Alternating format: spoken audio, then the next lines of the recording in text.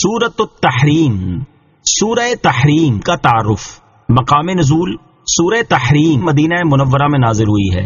رکوع اور آیات کی تعداد، اس سورت میں 2 رکوع اور 12 آیتیں ہیں۔ تحریم نام رکھنے کی وجہ، تحریم کا معنی ہے کسی چیز کو حرام ٹھہرانا، اور اس سورت کا یہ نام اس کی پہلی آیت کے کلمے لما تحرم سے ماخوذ ہے۔ سورہ تحریم کے مضامین، اس سورت کا مرکزی مضمون یہ ہے کہ اس میں وہ احکام بیان کیے گئے ہیں جن کا تعلق تاجدار رسالت صلی اللہ تعالی علیہ وسلم کے اپنی ازواج مطہرات کے ساتھ بعض واقعات سے ہے، جس کی تفصیل یہ ہے۔ نمبر 1، حضور پرنور علیہ الصلوۃ والسلام نے ازواج مطہرات کی خوشنودی کی خاطر اپنے اوپر شہد کھانا یا حضرت ماریہ قبطیہ رضی اللہ تعالی عنہا کو اپنے اوپر حرام کر لیا تھا۔ چنانچہ سورت کی ابتدا میں انتہائی لطف و کرم والے انداز میں نبی کریم علیہ الصلوۃ والسلام سے فرمایا گیا کہ اے پیارے حبیب علیہ الصلوۃ والسلام، یہ بات آپ کی شان کے لائق نہیں کہ آپ ازواج مطہرات کو راضی کریں، بلکہ ازواج مطہرات کو چاہیے کہ وہ آپ کی رضا حاصل کرنے کی کوشش کریں۔ نمبر 2، حضور پرنور صلی اللہ تعالی علیہ وسلم کی ایک زوجہ محترمہ رضی اللہ تعالی عنہا نے آپ علیہ الصلوۃ والسلام کے راز کی ایک بات دوسری زوجہ محترمہ کو بتائی۔ اس پر اللہ تعالیٰ نے ان ازواج مطہرات کو تنبیہ فرمائی اور انہیں توبہ کرنے کا حکم ارشاد فرمایا۔ نمبر 3، ایمان والوں کو حکم دیا گیا کہ وہ اللہ تعالیٰ کی اطاعت و فرما برداری کر کے اور اپنے گھر والوں کو اللہ تعالیٰ کی اطاعت و فرما برداری کا حکم دے کر اپنی اور اپنے گھر والوں کی جانیں جہنم کی آگ سے بچائیں، اور اہل ایمان کو گناہوں سے سچی توبہ کرنے کا حکم ارشاد فرمایا گیا۔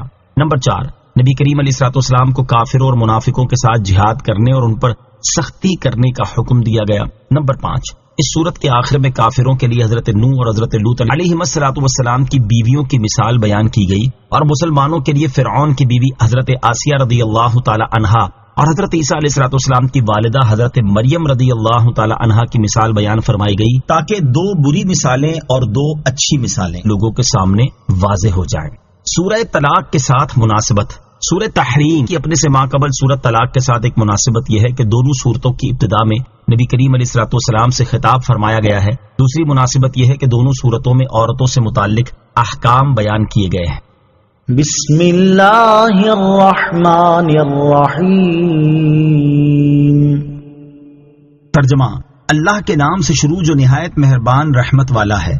یا ایہا النبی لم تحرم ما احل اللہ لک تبتغی مرضات ازواجک واللہ غفور رحیم۔ ترجمہ، اے نبی تم اپنی بیویوں کی رضا چاہتے ہوئے اپنے اوپر اس چیز کو کیوں حرام کرتے ہو جو اللہ نے تمہارے لیے حلال کی ہے، اور اللہ بہت بخشنے والا بڑا مہربان ہے۔ یا ایہا النبی، اے نبی۔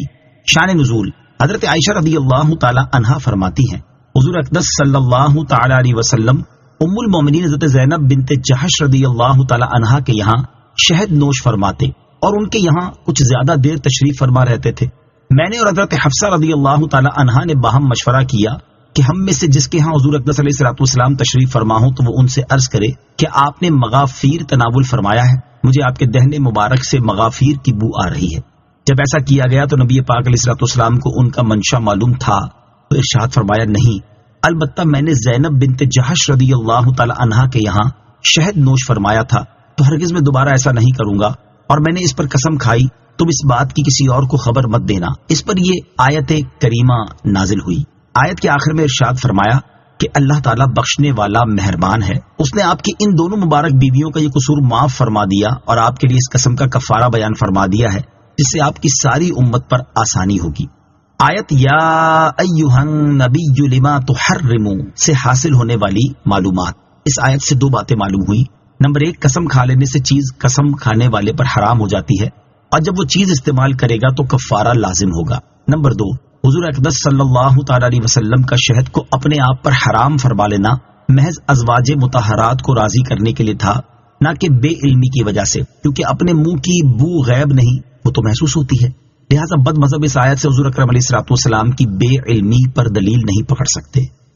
قد فرض اللہ لکم تحلۃ ایمانکم واللہ مولاکم وہو العلیم الحکیم۔ ترجمہ، بے شک اللہ نے تمہارے لیے تمہاری قسموں کا کھولنا مقرر فرما دیا ہے، اور اللہ تمہارا مددگار ہے، اور وہی بہت علم والا بڑا حکمت والا ہے۔ قد فرض اللہ لکم تحلۃ ایمانکم، بے شک اللہ نے تمہارے لیے تمہاری قسموں کا کھولنا مقرر فرما دیا ہے۔ اس آیت میں قسم کو کھولنے سے مراد یہ ہے کہ اللہ تعالیٰ نے آپ کے لیے قسم کا کفارہ مقرر کر دیا ہے، لہٰذا آپ حضرت ماریہ رضی اللہ تعالی عنہا کو خدمت سے سرفراز فرمائیے یا شہد نوش فرمائیے۔ بعض مفسرین کے نزدیک قسم کھولنے سے مراد یہ ہے کہ قسم کے بعد انشاء اللہ کہا جائے تاکہ اس کے برخلاف کرنے سے قسم شکنی نہ ہو۔ حضور اقدس علیہ الصلوۃ والسلام نے کفارہ دیا یا نہیں دیا، اس کے بارے میں مقاتل سے مروی ہے کہ سرکار دو عالم صلی اللہ تعالی علیہ وسلم نے حضرت ماریہ رضی اللہ تعالی عنہا کو اپنے اوپر حرام کرنے کے کفارے میں ایک غلام آزاد کیا، اور حضرت حسن رضی اللہ تعالیٰ عنہ سے مروی ہے کہ حضور پر نور علیہ الصلوۃ والسلام نے کفارہ نہیں دیا کیونکہ آپ مغفور ہیں، جبکہ کفارے کا حکم امت کی تعلیم کے لیے ہے۔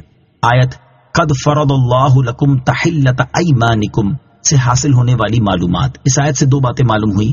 نمبر ایک، حلال کو اپنے اوپر حرام کر لینا بھی قسم کی ایک قسم ہے، البتہ اس کے برعکس یعنی حرام کو اپنے اوپر حلال کر لینا قسم نہیں۔ مثلا یوں کہا جائے کہ اگر میں یہ کروں تو مجھ پر میری بیوی حرام، یہ قسم ہے، اور یوں کہا جائے کہ اگر فلاں کام کروں تو سور کھاؤں، یہ قسم نہیں۔ نمبر دو، قسم کا کفارہ صرف اس دین میں ہے، پچھلی شریعتوں میں یہ نہ تھا، اسی لیے اللہ تعالیٰ نے حضرت ایوب علیہ الصلوۃ والسلام کو کفارے کا حکم نہ دیا، بلکہ قسم پوری کرنے کا حیلہ بتایا کہ اپنی بیوی کو جھاڑو مار دیں۔ واللہ مولاکم، اور اللہ تمہارا مددگار ہے، یعنی اے میرے حبیب اور ان کے گھر والوں، اللہ تعالیٰ تمہارا مددگار ہے، اس لیے وہ تمہارے گھر کے انتظامات خود فرماتا ہے اور تمہارے گھر کے آداب سکھاتا ہے، وہ تمہاری مصلحتوں کا علم رکھنے والا اور اپنے افعال و احکام میں حکمت والا ہے، تو وہ تمہاری طاقت کے مطابق ہی تمہیں کسی کام کا حکم دے گا اور کسی سے منع فرمائے گا۔ وَإِذْ أَسَرَّ النَّبِيُّ إِلَى بَعْضِ أَزْوَاجِهِ حَدِيثًا فَلَمَّا نَبَّأَتْ بِهِ وَأَظْهَرَهُ اللَّهُ عَلَيْهِ عَرَّفَ بَعْضَهُ وَأَعْرَضَ عَنْ بَعْضٍ فَلَمَّا نَبَّأَهَا بِهِ قَالَتْ مَنْ أَنْبَأَكَ هَذَا قال نبأني العليم الخبير۔ ترجمہ، اور جب نبی نے اپنی ایک بیوی کو راز کی ایک بات بتائی، پھر جب اس نے اس بات کی دوسری کو خبر دے دی اور اللہ نے اس بات کو نبی پر ظاہر کر دیا، تو نبی نے اس بات کا کچھ حصہ تو جتا دیا اور کچھ سے چشم پوشی فرمائی۔ پھر جب نبی نے اس بیوی کو اس کی خبر دی تو اس نے عرض کی، آپ کو کس نے بتایا؟ فرمایا، مجھے بہت علم والے، بہت خبر رکھنے والے نے بتایا۔ وَإِذْ أَسَرَّ النَّبِيُّ إِلَى بَعْضِ أَزْوَاجِهِ حَدِيثًا، اور جب نبی نے اپنی ایک بیوی کو راز کی ایک بات بتائی۔ اس آیت میں جو واقعہ بیان کیا گیا اس کا خلاصہ یہ ہے کہ جب نبی کریم علیہ الصلوۃ والسلام نے اپنی زوجہ حضرت حفصہ رضی اللہ تعالی عنہا کو دو چیزوں پر مشتمل راز کی ایک بات بتائی اور اس کے ساتھ یہ بھی فرما دیا کہ یہ بات کسی کے سامنے ظاہر نہ کرنا، پھر جب حضرت حفصہ رضی اللہ تعالی عنہا نے حضرت عائشہ رضی اللہ تعالی عنہا کو اس بات کی خبر دے دی اور اللہ تعالیٰ نے ان کے عمل کو حضرت جبرائیل علیہ الصلوۃ والسلام کی زبان سے اپنے حبیب علیہ الصلوۃ والسلام پر ظاہر کر دیا، تو آپ علیہ الصلوۃ والسلام نے حضرت حفصہ رضی اللہ تعالی عنہا کے سامنے ان میں سے ایک چیز کا ذکر فرمایا کہ تم نے یہ بات ظاہر کر دی، اور دوسری چیز کا ذکر نہ فرمایا۔ یہ شان کریمی تھی کہ گرفت فرمانے میں ایک بات سے چشم پوشی فرمائی۔ پھر جب نبی کریم علیہ الصلوۃ والسلام نے حضرت حفصہ رضی اللہ تعالی عنہا کو اس کی خبر دی تو انہوں نے عرض کی، آپ کو کس نے بتایا؟ ارشاد فرمایا، مجھے علم والے اور خبردار اللہ تعالیٰ نے بتایا ہے جس سے کچھ بھی چھپا نہیں۔ إِن تَتُوبَا إِلَى اللَّهِ فَقَدْ صَغَتْ قُلُوبُكُمَا وَإِن تَظَاهَرَا عَلَيْهِ فَإِنَّ اللَّهَ هُوَ مَوْلَاهُ وَجِبْرِيلُ وَصَالِحُ الْمُؤْمِنِينَ وَالْمَلَائِكَةُ بَعْدَ ذَلِكَ ظَهِيرٌ۔ ترجمہ، اے نبی کی دونوں بیویوں، اگر تم دونوں اللہ کی بارگاہ میں توبہ کرو کیونکہ تمہارے دل ضرور کچھ ہٹ گئے ہیں تو وہ توبہ قبول کرے گا، اور اگر نبی کے مقابلے میں تم ایک دوسرے کی مدد کرو تو بے شک اللہ خود ان کا مددگار ہے، اور جبرائیل اور نیک ایمان والے اور اس کے بعد فرشتے مددگار ہیں۔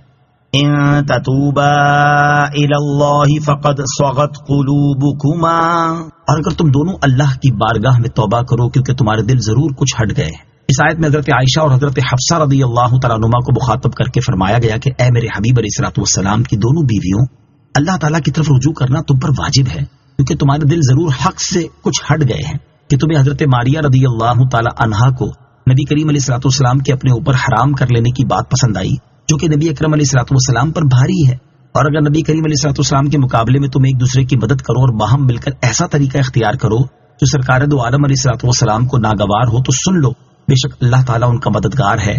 حضرت جبرائیل علیہ الصلوۃ والسلام نیک ایمان والے اور ان کی مدد کے بعد فرشتے بھی مددگار ہیں. یہاں اس آیت سے متعلق 3 باتیں بھی سماعت کیجیے. نمبر 1، اگرچہ حضرت جبرائیل بھی فرشتوں میں شامل ہیں، مگر چونکہ وہ تمام فرشتوں کے سردار ہیں اس لیے خصوصیت سے ان کا علیحدہ ذکر ہوا. نمبر 2، نبی کریم علیہ الصلوۃ والسلام مسلمانوں کے ایسے مددگار ہیں جیسے بادشاہ رعایا کا مددگار، اور مومن حضور اکرم صلی اللہ علیہ والسلام کے ایسے مددگار ہیں جیسے خدام اور سپاہی بادشاہ کے. لہذا اس آیت کی بنا پر یہ نہیں کہا جا سکتا کہ سرکار دو عالم علیہ الصلوۃ والسلام مسلمانوں کے حاجت مند ہیں. نمبر 3، اس آیت میں حضرت جبرائیل علیہ الصلوۃ والسلام اور نیک مسلمانوں کو مولا یعنی مددگار فرمایا گیا اور فرشتوں کو ظہیر یعنی معاون قرار دیا گیا. اس سے معلوم ہوا کہ اللہ کے بندے مددگار ہیں. یاد رہے کہ جہاں غیر اللہ کی مدد کی نفی ہے وہاں حقیقی مدد مراد ہے، لہذا آیات میں تعرض نہیں. عسى ربه إن طلقكن أن يبدله أزواجا خيرا منكن مسلمات مؤمنات قانتات تائبات عابدات سائحات ثیبات وابکارا. ترجمہ: اگر وہ نبی تمہیں طلاق دے دیں تو قریب ہے کہ ان کا رب انہیں تم سے بہتر بیویاں بدل دے جو اطاعت والیاں، ایمان والیاں، ادب والیاں، توبہ کرنے والیاں، عبادت گزار، روزہ دار، بیاہیاں اور کنواریاں ہوں. ان طلقکن، اور اگر وہ تمہیں طلاق دے دیں.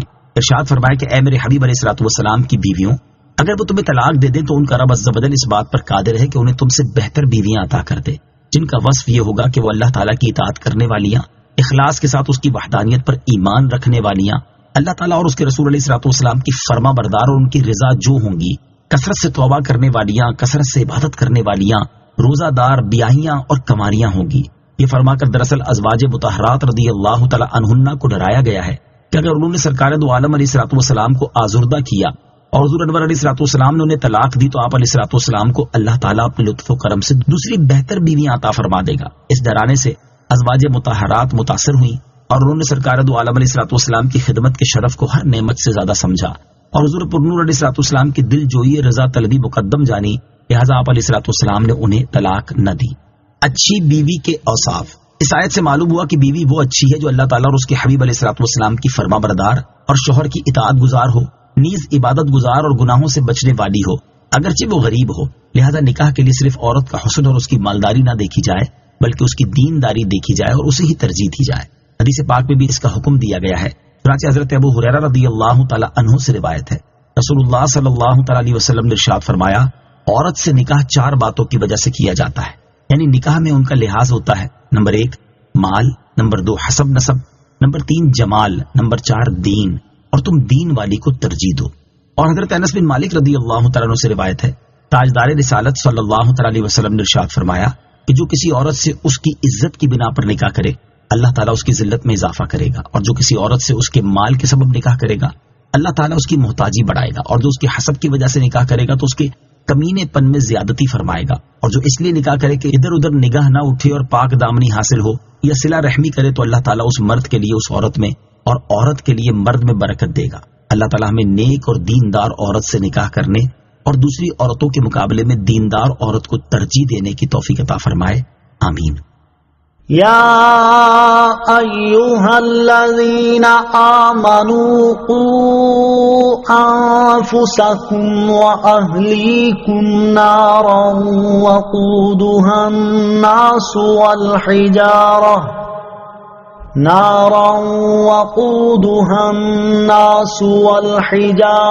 علیہا ملائکۃ غلاظ شداد لا يعصون اللہ ما امرهم لا يعصون الله ما أمرهم ويفعلون ما يؤمرون۔ ترجمہ: اے ایمان والو، اپنی جانوں اور اپنے گھر والوں کو اس آگ سے بچاؤ جس کا ایندھن آدمی اور پتھر ہے۔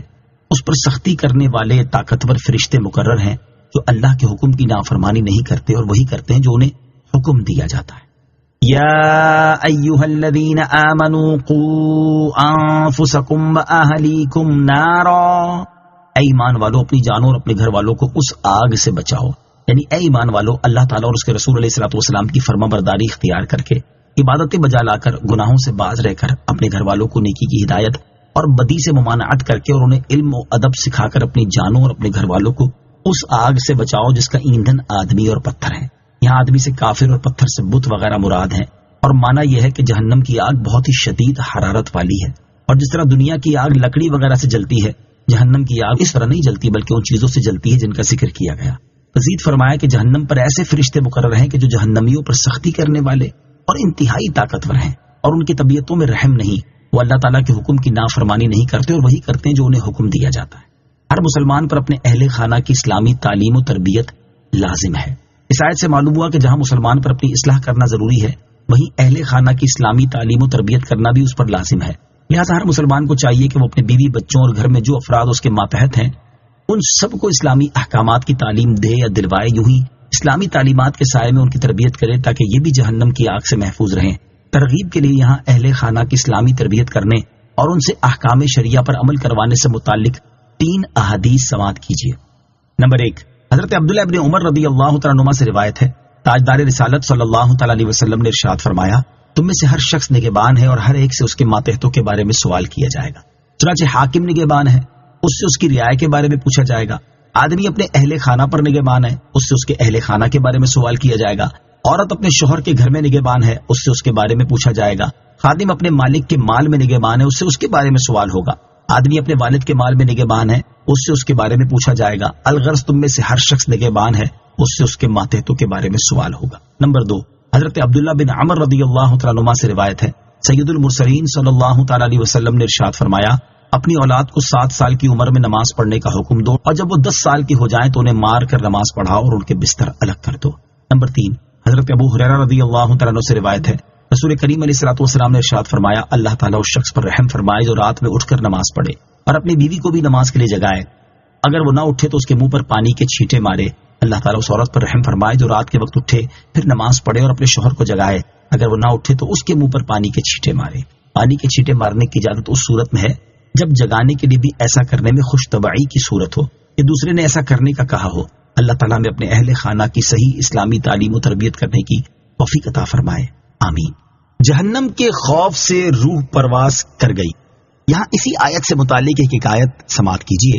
چنانچہ حضرت منصور بن عمار رضی اللہ تعالی عنہ فرماتے ہیں، میں نے حج کیا اور سفر کے دوران کوفہ کے ایک سرائے میں ٹھہرا، پھر میں ایک اندھیری رات میں باہر نکلا تو آدھی رات کے وقت کسی کی درد بھری آواز سنی اور وہ یوں کہہ رہا تھا، اے اللہ عز و جل، تیری عزت و جلال کی قسم، میں نے جان بوجھ کر تیری نافرمانی اور مخالفت نہیں کی، اور مجھ سے جب بھی تیری نافرمانی ہوئی میں اس سے ناواقف نہیں تھا، لیکن خطا کرنے پر میری بدبختی نے میری مدد کی اور تیری ستاری کی امید نے مجھے گناہ پر ابھارا، اور بے شک میں نے اپنی نادانی کی بنا پر تیری نافرمانی اور مخالفت کی، تو اب تیرے عذاب سے مجھے کون بچائے گا؟ اگر تو نے مجھ سے اپنی رحمت و عنایت کی رسی کاٹ لی تو میں کس کی رسی کو تھاموں گا؟ جب وہ اپنی اس التجا سے فارغ ہوا تو میں نے قرآن مجید کی یہ آیت تلاوت کی، قوا انفسکم واہلیکم نارا وقودها الناس والحجارة علیہا ملائکۃ غلاظ شداد لا یعصون اللہ ما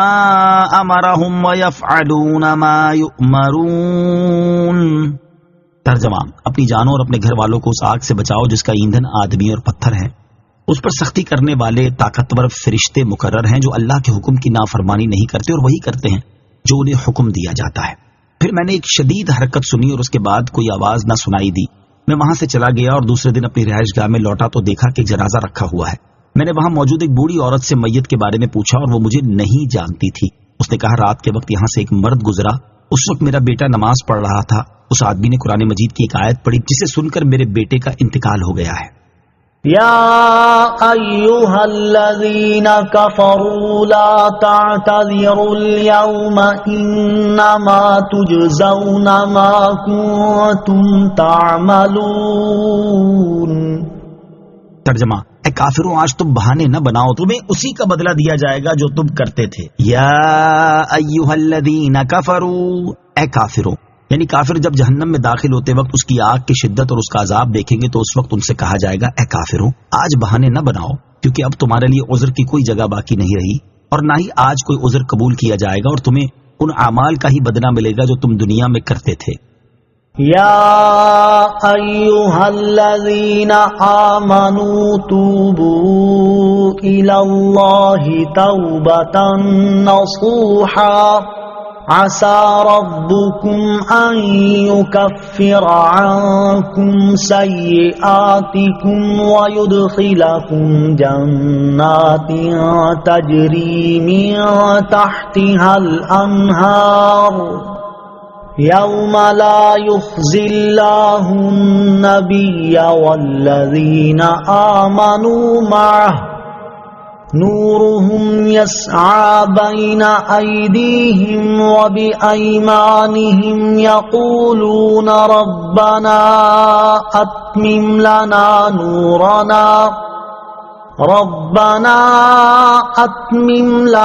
نورنا واغفر لنا إنك على كل شيء قدير. ترجمہ: اے ایمان والو، اللہ کی طرف ایسی توبہ کرو جس کے بعد گناہ کی طرف لوٹنا نہ ہو. قریب ہے کہ تمہارا رب تمہاری برائیاں تم سے مٹا دے اور تمہیں ان باغوں میں داخل کر دے جن کے نیچے نہریں رواں ہیں. جس دن اللہ نبی اور ان لوگوں کو جو ان کے ساتھ ایمان لائے رسوا نہ کرے گا. ان کا نور ان کے آگے اور ان کے دائیں دوڑتا ہوگا. وہ عرض کریں گے اے ہمارے رب، ہمارے لیے ہمارا نور پورا کر دے اور ہمیں بخش دے، بے شک تو ہر چیز پر خوب قادر ہے. یا ایھا الذین آمنوا توبوا الی اللہ توبۃ نصوحا، اے ایمان والو، اللہ کی طرف ایسی توبہ کرو جس کے بعد گناہ کی طرف لوٹنا نہ ہو. یعنی اے ایمان والو، اللہ تعالیٰ کی بارگاہ میں ایسی سچی توبہ کرو جس کا اثر توبہ کرنے والے کے اعمال میں ظاہر ہو اور اس کی زندگی طاعتوں اور عبادتوں سے معمور ہو جائے اور وہ گناہوں سے بچتا رہے. حضرت عمر فاروق رضی اللہ تعالیٰ عنہ نے اور دوسرے اصحاب نے فرمایا توبہ نصوح یہ ہے کہ توبہ کے بعد آدمی پھر گناہ کی طرف نہ لوٹے، جیسا کہ نکلا ہوا دودھ پھر تھن میں واپس نہیں ہوتا. عسى ربکم، قریب ہے کہ تمہارا رب، ارشاد فرمایا قریب ہے کہ تمہارا رب توبہ قبول فرمانے کے بعد تمہاری برائیاں تم سے مٹا دے اور قیامت کے اس دن تمہیں ان باغوں میں لے جائے جن کے نیچے نہریں رواں ہیں. جس دن اللہ تعالیٰ نبی کریم علیہ الصلوۃ والسلام اور ان کے ساتھ کے ایمان والوں کو رسوا نہ کرے گا. پل صراط پر ان کا نور ان کے آگے اور ان کے دائیں دوڑتا ہوگا، اور جب ایمان والے دیکھیں گے کہ منافقوں کا نور بجھ گیا تو وہ عرض کریں گے اے ہمارے رب، جنت میں داخل ہونے تک ہمارے لیے اس نور کو باقی رکھ.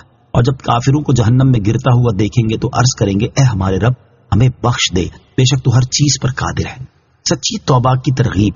فی زمانہ حالات ایسے پرفتن ہے کہ گناہ کا ارتکاب کرنا بے حد آسان جبکہ گناہ سے بچنا بے حد دشوار اور نیکی کرنا بہت مشکل ہو چکا ہے. لہذا ہر مسلمان کو چاہیے کہ گناہوں سے بچنے اور نیک کام کرنے کی بھرپور کوشش کرے اور جو گناہ اس سے سرزد ہو چکے ہیں ان سے سچی توبہ کرے، کیونکہ سچی توبہ ایسی چیز ہے جو انسان کے نامہ اعمال سے اس کے گناہ مٹا دیتی ہے. چنانچہ اللہ تعالیٰ ارشاد فرماتا ہے وَهُوَ الَّذِي يَقْبَلُ التَّوْبَةَ عَنْ عِبَادِهِ وَيَعْفُو عَنِ السَّيِّئَاتِ وَيَعْلَمُ مَا تَفْعَلُونَ. ترجمہ: اور وہی ہے جو اپنے بندوں سے توبہ قبول فرماتا ہے اور گناہوں سے درگزر فرماتا ہے اور جانتا ہے جو کچھ تم کرتے ہو. حضرت عبداللہ ابن مسعود رضی اللہ تعالیٰ عنہ سے روایت ہے، رسول اکرم علیہ الصلوۃ والسلام نے ارشاد فرمایا گناہ سے توبہ کرنے والا ایسا ہے جیسے وہ شخص جس کا کوئی گناہ نہ ہو. اور حضرت انس رضی اللہ تعالیٰ عنہ سے روایت ہے، رسول کریم علیہ الصلوۃ والسلام نے ارشاد فرمایا جب بندہ اپنے گناہوں سے توبہ کرتا ہے تو اللہ تعالیٰ اعمال لکھنے والے فرشتوں کو اس کے گناہ بھلا دیتا ہے، اس کے اعضاء کو بھی بھلا دیتا ہے اور اس کے زمین پر نشانات بھی مٹا ڈالتا ہے، یہاں تک کہ جب وہ قیامت کے دن اللہ تعالیٰ سے ملے گا تو اس کے گناہ پر کوئی گواہ نہ ہوگا. اللہ تعالیٰ ہمیں سابقہ گناہوں سے سچی توبہ کرنے اور آئندہ گناہوں سے بچتے رہنے کی توفیق عطا فرمائے، آمین. آیت یا ایھا الذین آمنوا توبوا الی اللہ توبۃ نصوحا سے حاصل ہونے والی معلومات. اس آیت سے 5 باتیں معلوم ہوئی. نمبر 1، توبہ گناہوں کی معافی اور جنت کا مستحق ہونے کا ذریعہ ہے. نمبر 2، متقی مومن قیامت کے دن حضور اکرم علیہ الصلوۃ والسلام کے ساتھ ہوں گے. نمبر 3، قیامت کے دن نبی کریم علیہ الصلوۃ والسلام اور ان کے ساتھ والوں کی عزت کا جبکہ کافروں کی رسوائی کا دن ہوگا۔ نمبر 4، مومن اگرچہ گناہگار ہو لیکن انشاءاللہ آخرت کی رسوائی سے محفوظ رہے گا، اگر اسے سزا بھی دی جائے گی تو اس طرح کہ اس کی رسوائی نہ ہو۔ نمبر 5، ابتدا میں پل صراط پر منافقوں کو نور ملے گا، لیکن جب درمیان میں پہنچیں گے تو وہ نور بجھ جائے گا۔ یا ایھا النبی جاہد الکفار والمنافقین واغلظ علیہم ومأواہم جہنم وبئس المصیر۔ ترجمہ، اے نبی کافروں اور منافقوں سے جہاد کرو اور ان پر سختی کرو، اور ان کا ٹھکانہ جہنم ہے اور وہ کیا ہی برا ٹھکانہ ہے۔ یا ایھا النبی جاہد الکفار والمنافقین، اے نبی کافروں اور منافقوں سے جہاد کرو، یعنی اے حبیب علیہ الصلوۃ والسلام آپ حکمت کے تقاضوں کے مطابق اور موقع محل کی مناسبت سے کافروں پر تلوار سے، جبکہ منافقوں پر سخت کلامی اور مضبوط دلائل کے ساتھ جہاد فرمائیں اور ان دونوں گروہوں پر سختی کریں، ان کا ٹھکانہ جہنم ہے اور وہ کیا ہی بری لوٹنے کی جگہ ہے۔ ضرب اللہ مثلا للذین کفروا امرأة نوح وامرأة لوط كانتا تحت عبدين من عبادنا صالحين فخانتاهما فلم يغنيا عنهما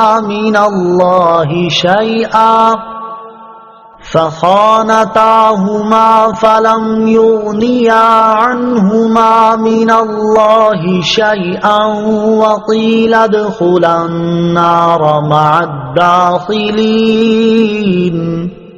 ترجمہ، اللہ نے کافروں کے لیے نوح کی بیوی اور لوط کی بیوی کو مثال بنا دیا، وہ دونوں ہمارے بندوں میں سے دو صالح بندوں کے نکاح میں تھیں، پھر ان دونوں عورتوں نے ان سے خیانت کی تو وہ صالح بندے اللہ کے سامنے انہیں کچھ کام نہ آئے اور فرما دیا گیا کہ جانے والوں کے ساتھ تم بھی جہنم میں جاؤ۔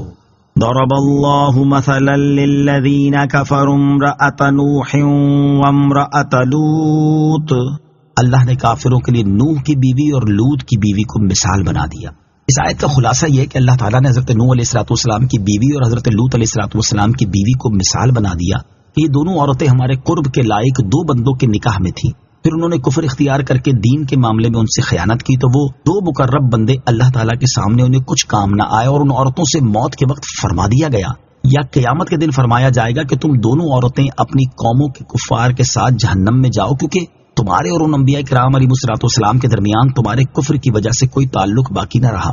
تو جس طرح کفر کے ہوتے ہوئے ان عورتوں کو انبیاء کرام علیہ السلام سے رشتہ داری کام نہ آئی، اسی طرح اے کفار مکہ کفر کے ہوتے ہوئے تمہیں بھی میرے حبیب علیہ السلام سے رشتہ داری کوئی کام نہ آئے گی۔ حضرت نوح اور حضرت لوط علیہ السلام کی بیویوں کا حال، حضرت نوح علیہ السلام کی بیوی کا نام واہلہ تھا، یہ اپنی قوم سے حضرت نوح علیہ السلام کے بارے میں کہتی تھی کہ وہ مجنون ہیں، اور حضرت لوط علیہ السلام کی بیوی کا نام واعلہ تھا، یہ اپنا نفاق چھپاتی تھی۔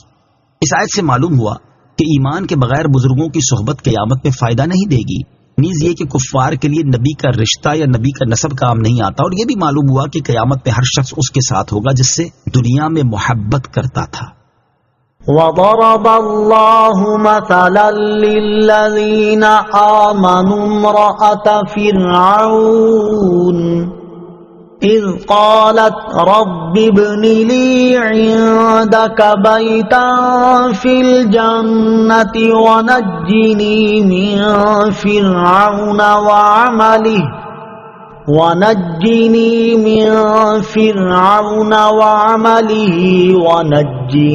من القوم الظالمین۔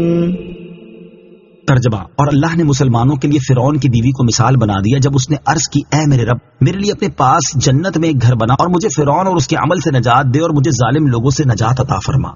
وضرب اللہ مثلا للذین آمنوا امرأة فرعون، اور اللہ نے مسلمانوں کے لیے فرعون کی بیوی کو مثال بنا دیا۔ اس سے پہلی آیت میں کافروں کے لیے مثال بیان فرمائی گئی اور اس آیت میں مسلمانوں کے لیے مثال بیان فرمائی جا رہی ہے کہ انہیں دوسروں کا گناہ نقصان نہیں دے گا۔ اس کا پس منظر اور خلاصہ یہ ہے کہ جب حضرت موسیٰ علیہ السلام نے جادوگروں کو مغلوب کیا تو فرعون کی بیوی آسیہ آپ پر ایمان لے آئیں۔ فرعون کو خبر ہوئی تو اس نے انہیں سخت سزا دی اور 4 میخوں سے آپ کے ہاتھ پاؤں بندھوا دیے، سینے پر بھاری چکی رکھ دی اور اسی حال میں انہیں سخت دھوپ میں ڈال دیا۔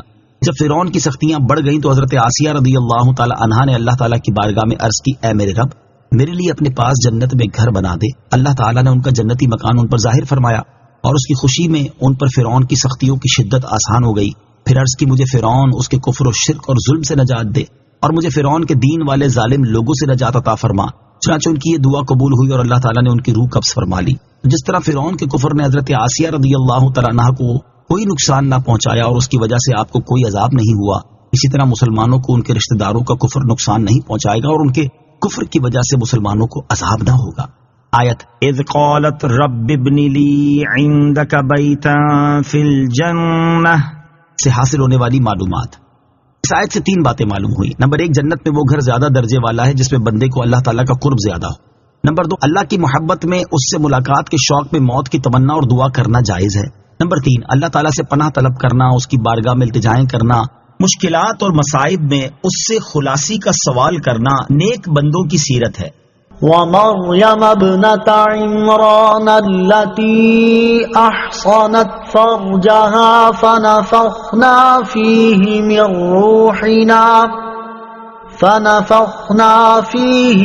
روحنا وصدقت بكلمات ربها وكتبه وكانت من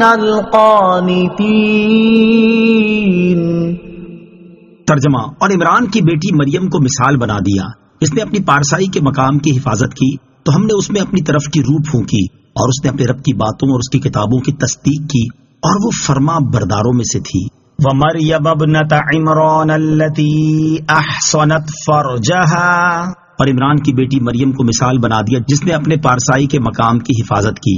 اس سے پہلی آیت میں مسلمانوں کے لیے اس خاتون کی مثال بیان کی گئی جن کا شوہر تھا، اور اس آیت میں اس خاتون کی مثال بیان کی جا رہی ہے جن کا شوہر نہیں تھا۔ چنانچہ اس آیت کا خلاصہ یہ ہے کہ اللہ تعالیٰ نے حضرت عمران رضی اللہ تعالیٰ عنہ کی بیٹی حضرت مریم رضی اللہ تعالیٰ عنہا کو مثال بنا دیا، جنہوں نے اپنی پارسائی کی حفاظت کی اور کسی مرد نے آپ کو نہیں چھوا، اور اللہ تعالیٰ نے حضرت جبرائیل علیہ الصلوۃ والسلام کے ذریعے اس میں اپنی طرف کی روح پھونکی، اور اس نے اپنے رب عز و جل کی باتوں اور اس کی کتابوں کی تصدیق کی اور وہ فرما برداروں میں سے تھی۔ یہاں رب عز و جل کی باتوں سے وہ شرعی احکام مراد ہیں جو اللہ تعالیٰ نے اپنے بندوں کے لیے مقرر فرمائے، اور کتابوں سے وہ کتابیں مراد ہیں جو انبیاء کرام علیہ الصلوۃ والسلام پر نازل ہوئی تھیں۔ حضرت مریم رضی اللہ تعالی عنہا کے فضائل۔